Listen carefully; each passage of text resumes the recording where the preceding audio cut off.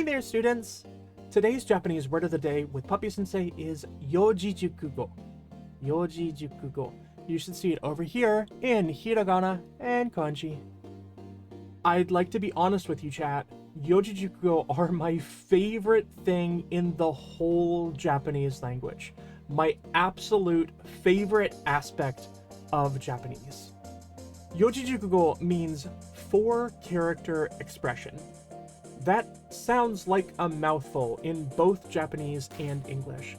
So instead of just doing a very quick word of the day like I normally do, I'd like to actually really take our time and truly try to understand what Yojijyukugo are, both because I think they're super cool, and also because I hope you think they're super cool. What's fun to me is that Yojijyukugo itself is a 4-character expression that means 4-character expression. In other words, Yojijyukugo is a Yojijyukugo. Yojijyukugo come in 2 varieties. They can either be idiomatic or non-idiomatic. Yojijyukugo itself is non-idiomatic, and that means that it makes sense just by looking at the kanji used. We can look at Yojijyukugo and kind of understand what it's saying, right? So yo here means 4, it's the number 4. Ji means character, it's the Ji from kanji. Juku means to acquire a skill or to learn something. And go means language, right? So when we put them together, Yojijyukugo means a 4-character expression. It's language from which we learn something out of just 4 characters. Yojijyukugo. And so when you just read the kanji, you kind of can immediately come to the conclusion, that's what it means. Okay? For the most part, the vast majority of Yojijyukugo actually started out as Chinese proverbs. The idiomatic versions are, generally speaking, almost entirely semantically vague. That is to say that when you read them, they don't actually mean anything, right? We're looking at a non-idiomatic Yojijyukugo itself in Yojijyukugo, and when we look at it, it means something. 4-character expression. But the idiomatic versions, they're not really going to be able to be understood when you look at them. The only way that you're going to be able to make any kind of sense out of them is to kind of place them within some kind of cultural context.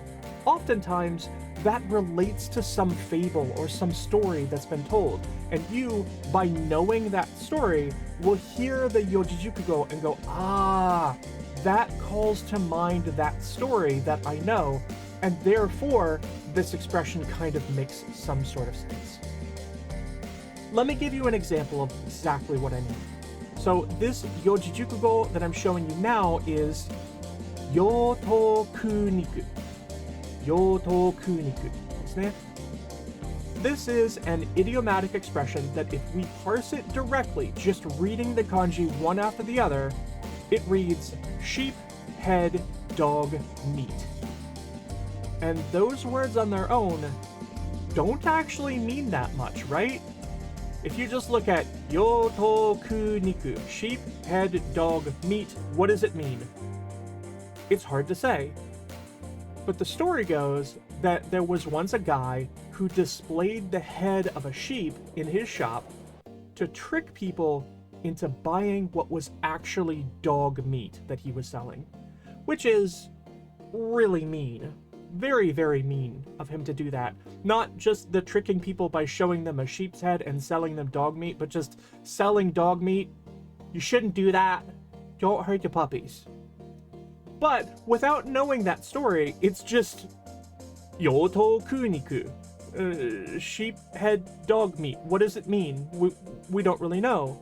Within the context of the fable, though, we can think about that guy. We think about the guy that was showing a sheep's head and selling dog meat, and we understand that Yotokuniku means like a snake oil salesman or a swindler or a trickster of some kind. Somebody that's going to pull a fast one on you.